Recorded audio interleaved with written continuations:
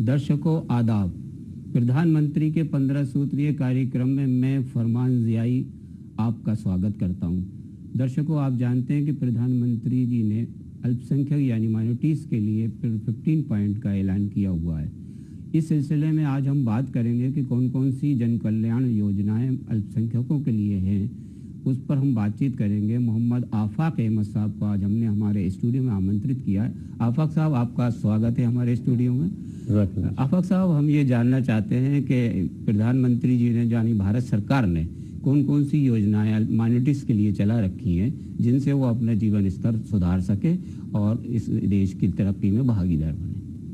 जी, अल्पसंख्यक कार्य मंत्रालय भारत सरकार द्वारा समय समय पर बहुत सारी जन कल्याणकारी योजनाएं जी घोषित की जाती हैं और उनको इम्प्लीमेंट कराया जाता है। जी, अभी वर्ष 2023-24 के जो बजट में योजनाओं को समाहित कर दिया गया है। अच्छा। पहले इस विभाग में लगभग 12 योजनाएं थीं। जी, उन योजनाओं को समाहित करके 4 कंपोनेंट में उसको शामिल कर दिया गया। जी जी, कौन कौन से? जी, इसमें एक शिक्षा अधिकारिता से एजुकेशन से रिलेटेड सारी योजनाओं को शामिल कर लिया गया है। जी जी। दूसरा आर्थिक सशक्तिकरण, जी, एम्पावरमेंट, इसमें रोजगार और ट्रेनिंग प्रोग्राम्स हैं। इसके अलावा एक बुनियादी विकास का एक जो मुद्दा है, यानी इंफ्रास्ट्रक्चर जो डेवलपमेंट होता है, जी हाँ जी हाँ जी, उसको एक कंपोनेंट बनाया गया है। और एक लीडरशिप डेवलपमेंट का है, एक विशेष आवश्यकता जी के नाम से उसको रखा है। जी, तो 4 कंपोनेंट शामिल कर लिए गए। जैसे पहला आपने बताया कि शिक्षा के क्षेत्र में, इसमें क्या प्रावधान किए गए हैं?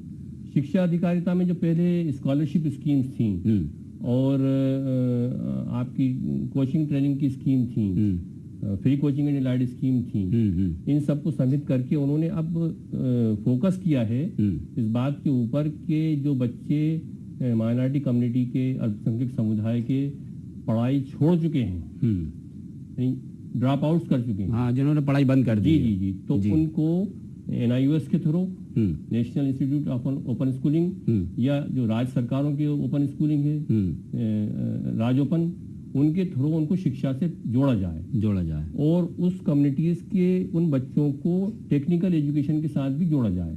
जी, तो वो बच्चे जो ड्रॉप आउट्स हो गए हैं और कहीं टेक्निकल काम कर रहे हैं, कहीं कारखानों में काम कर रहे हैं, तो उनको शिक्षा से जोड़ने के लिए बहुत ही अच्छा ये इसमें अमेंडमेंट किया गया है। इसके साथ ही जो पुरानी स्कीम जो चल रही थी स्कॉलरशिप की, जी जी जी जी जी, प्री मैट्रिक, हाँ, उसमें कुछ संशोधन हुए हैं। जी जी जी जी, प्री मैट्रिक, पोस्ट मैट्रिक और मेरिट कम मीन्स, वो तीनों को कंटिन्यू रखा गया है। लेकिन उसमें थोड़ा सा उसमें एक चेंज किया गया है कि 1st to 8 जो क्लास के बच्चे थे, हाँ, स्कॉलरशिप मिलती थी, जी जी जी, उनको अभी रोक दिया गया है। हाँ, उनका भारत सरकार का ऐसा कहना और मानना है कि राइट टू एजुकेशन के थ्रू हम 1st to 8 क्लास के बच्चों को फ्री शिक्षा उपलब्ध करवा रहे हैं, तो स्कॉलरशिप की इनको अलग से आवश्यकता नहीं है।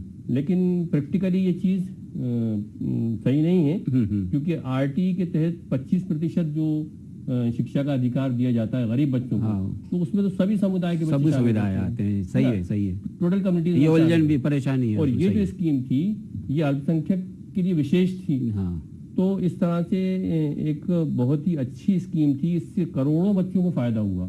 पिछले यानी 2007 से जब से लागू हुई, तो पिछले सालों में अगर आप इसका रेशो देखें तो शिक्षा से बहुत बड़ा वर्ग जुड़ा। जी जी, और जो बच्चे गरीबी की वजह से अपनी शिक्षा छोड़ देते थे, वो उनको कंटिन्यू करने में मदद मिली। जी जी, तो ये अच्छा, दूसरी बात ये है कि अगर आप इसी आधार पर इसको रोक रहे हैं कि RT, तो फिर दूसरे समुदायों के भी, भाई OBC को भी तो आप, हाँ, वो नहीं, इसमें अभी रोका तो नहीं है, उन्होंने उस पर विचार कर रहे हैं कि इस योजना को आगे बढ़ा जाए। उसके बाद 8 के बाद जो स्कॉलरशिप दी जाती है उसके बाद 9 to 12 तो कंटिन्यू है। जी जी, 1st to 8 को उन्होंने रोक दिया है और उनका आधार यही है। तो उसमें ये है कि भाई इसको रखना चाहिए कंटिन्यू, प्रैक्टिकल तो होना चाहिए। जी जी जी, इसके अलावा जो है मेरिट कम मीन्स है, जो उच्च शिक्षा के लिए, प्रोफेशनल कोर्सेज के लिए है, उसमें बच्चे अपने मेडिकल इंजीनियरिंग की पढ़ाई करते हैं, उसमें गवर्नमेंट ऑफ इंडिया, भारत सरकार उनको स्कॉलरशिप कंटिन्यू कर रही है। और इसी तरह जो PG कोर्सेज हैं,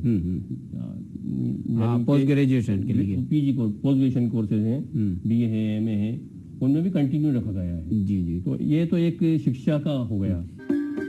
अपनी पढ़ाई के लिए विदेश जाना चाहता है, तो उसके लिए क्या प्रावधान किए गए हैं? अब देखिए, पिछली जो 10-12 स्कीम थी उसके अंदर तो पढ़ो प्रदेश के नाम से जी कंपोनेंट था, एक स्कीम का नाम था। जी जी लेकिन अभी जो उपलब्ध डाटा है, जो रिकॉर्ड है, उसके अंदर उसमें कहीं उसको अभी शो नहीं किया जा रहा है। उसको सिर्फ 4 कंपोनेंट में शामिल करके अभी सिर्फ शिक्षा में इन्होंने एक तो टेक्निकल एजुकेशन, ड्रॉप आउट और मेरिट कम मींस स्कॉलरशिप को जारी रखा है, और उसके अलावा पढ़ो प्रदेश को अभी इसमें नहीं बताया गया। जी जी जी जी जी जी अच्छा, महिलाओं के लिए भी कोई दिया गया है इसमें विशेष दर्जा? महिलाओं के लिए तो इसमें सारी स्कीम्स के अंदर 33% रिजर्वेशन रहता है।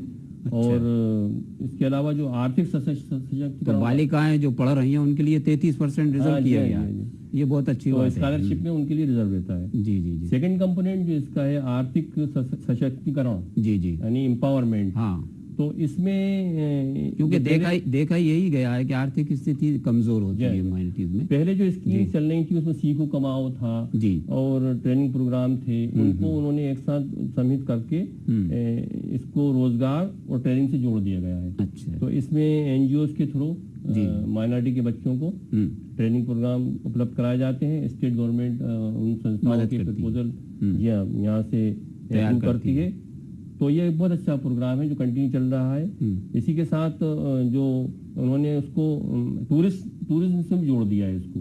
अच्छा, कि जो ऐसे हमारे धरोहर हैं हर प्रदेश के या भारत के, वहाँ पर एक ऐसा वर्ग तैयार होना चाहिए माइनॉरिटी कम्युनिटी का भी, कि जो भी इस शिक्षा से जुड़कर टूरिस्ट के काम में जाना चाहता है, आए, टीचर बनना चाहता है।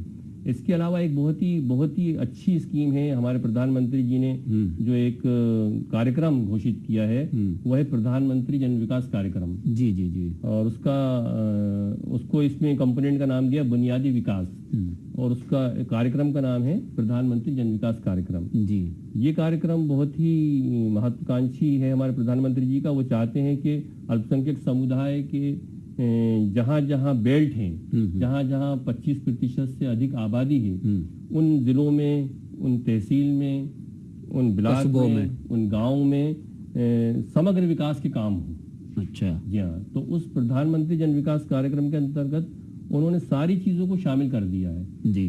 लेकिन उसमें खास बात यह है कि उसका प्रस्ताव जो है हमारे स्टेट गवर्नमेंट को बनाकर भेजना पड़ता है जी। जब स्टेट गवर्नमेंट, मान लीजिए भोपाल जो है अल्पसंख्यक बहुल इलाका है, तो इसके लिए यहाँ से स्टेट गवर्नमेंट को एक प्रस्ताव बनाकर भेजना पड़ेगा कि हमको इस इलाके में ये डेवलपमेंट करना है, यहाँ स्कूल बनाना है, यहाँ हॉस्पिटल बनाना है, यहाँ पर सैनिटेशन की प्रॉब्लम है या ड्रिंकिंग वाटर की प्रॉब्लम है। इस तरह से पूरी चीज़ों को कवर किया गया है। जी जी। और लगभग पूरे भारत से 117 डिस्ट्रिक्ट को चिन्हित किया गया भारत सरकार द्वारा। और उसमें विशेष कार्यक्रम यही है कि स्टेट गवर्नमेंट अल्पसंख्यकों के कल्याण के लिए कोई भी कार्यक्रम बनाकर भेज सकती है। जी जी। इसमें बहुत सारी चीजें शामिल हैं। इसमें आपके कम्युनिटी सेंटर भी हैं, इसमें पॉलिटेक्निक भी है, ट्रेनिंग सेंटर भी है, ITI भी हैं, कॉलेजेस भी हैं। और इसमें जो आपके बच्चों के लिए झूला घर हैं, आंगनवाड़ी केंद्र हैं, क्लासेस जो स्कूल चल रहे हैं उनकी क्लासेस डेवलप आगे बढ़ाना है, अगर रूम बनाना है उसके लिए बहुत ही वृहद योजना है। लेकिन अफसोस की बात यह है कि दूसरे प्रदेशों से जब हम तुलना करते हैं इस प्रधानमंत्री जन विकास कार्यक्रम की, तो मध्य प्रदेश में बहुत कम काम हुआ है। अच्छा जी हाँ जी। तो इसमें तो जो संबंधित प्रचार प्रसार करने का जो काम है या हम लोगों की जो जिम्मेदारी है, उन लोगों को आगे आके गवर्नमेंट को बताना चाहिए। जी हाँ बिल्कुल सही कह रहे हैं आप। इसमें समाज सेवियों को, जो NGO हैं उनको, और जो लोगों के कल्याण के लिए कार्य कर रहे हैं उनको उसकी तरफ ध्यान देना चाहिए। क्योंकि अगर हम देखें तो पश्चिम बंगाल में लगभग 3000 करोड़ का काम हुआ है। जी जी। आसाम में लगभग 2000 करोड़ का काम हुआ है। लेकिन मध्य प्रदेश में मुश्किल से 300-400 करोड़ का काम हुआ है पिछले 10 वर्षों के अंदर। तो ये बहुत ही कम एक रेशो माना जाता है। जी। तो इसमें स्टेट गवर्नमेंट को और यहाँ के संबंधित विभाग को रुचि लेना चाहिए, और जनप्रतिनिधि उसमें आगे आए। जो संबंधित योजनाएं हैं उनको उनसे अवगत कराया जाए। जी जी उसमें नॉन रेजिडेंशियल भी है वो ट्रेनिंग प्रोग्राम वर्कशॉप, जी जी। और रेजिडेंशियल भी है। तो ये बहुत ही कल्याणकारी योजनाएं हैं और हमारे प्रधानमंत्री जी और हमारी भारत सरकार इनको लागू कर रही है। अच्छा, ये जो माइनॉरिटीज के दर्जा प्राप्त स्कूल होते हैं, जी जी जी, उसमें किस तरह काम किया जाता है? बच्चों को किस तरह एडमिशन दिया जाए और उनकी क्या मॉरल ड्यूटी बनती है कि वो किस तरह देने? क्योंकि अक्सर और बेशतर इस तरह की शिकायतें आती हैं कि वो एडमिशन नहीं देते हैं। जी जी जी जी जी। भारत सरकार ने एक कमीशन बनाया हुआ है, जी। National commission for minority educational institutions. जी। ये NCMEI इसको शार्ट में कहते हैं। और इसका काम ये है कि जो भी भारत में अल्पसंख्यक समुदाय के लोग अपने इंस्टीट्यूट चला रहे हैं, स्कूल चला रहे हैं, कॉलेज चला रहे हैं, तो वो अगर उस अल्पसंख्यक दर्जा लेना चाहें तो उनका सर्टिफिकेशन करते हैं, वो उनको प्रमाण पत्र देते हैं। लेकिन उसके लिए ज़रूरी ये है कि जो संस्था अल्पसंख्यक दर्जा प्राप्त के लिए आवेदन करे तो उसका मैनेजमेंट भी मैक्सिमम अल्पसंख्यक समुदाय का होना चाहिए, और उसमें पढ़ने वाले बच्चों की संख्या भी लगभग 50% अल्पसंख्यक समुदाय की होनी चाहिए। तो इस आधार के ऊपर वो प्रमाण पत्र मिल जाता है।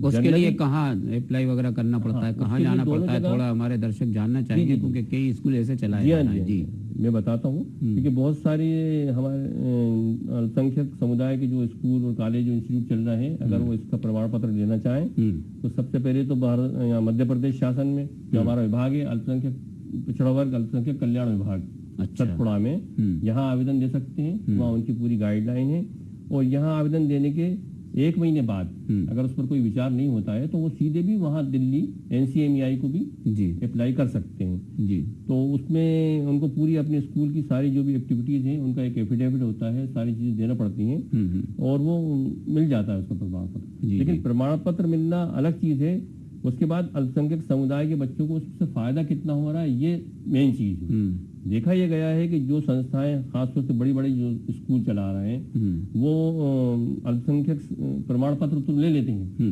लेकिन प्रवेश प्रक्रिया में जो उसकी कंडीशन है, अल्पसंख्यक प्रमाण पत्र जब दिया जाता है तो उसमें 2 मेन कंडीशन रखी जाती हैं कि एक तो ट्रांसपेरेंसी होगी आपके एडमिशन के अंदर, यानी बोर्ड पर पारदर्शिता होना चाहिए। जी जी, दिखना चाहिए कि आपने किस तरह से एडमिशन दिया। लेकिन आज की डेट में कहीं किसी स्कूल में ये नहीं बताया जाता कि हमारे पास कितनी एप्लीकेशंस आई, हमने कितने बच्चों को एडमिशन दिया और कितने बच्चे हमने रिजेक्ट किए, खासतौर से अल्पसंख्यक समुदाय के। तो ट्रांसपेरेंसी नहीं है। उसके अलावा कितना प्रतिशत आपने एडमिशन दिया ये भी नहीं होता। जी जी। तो ये 2 बड़ी कमियां हैं इसमें।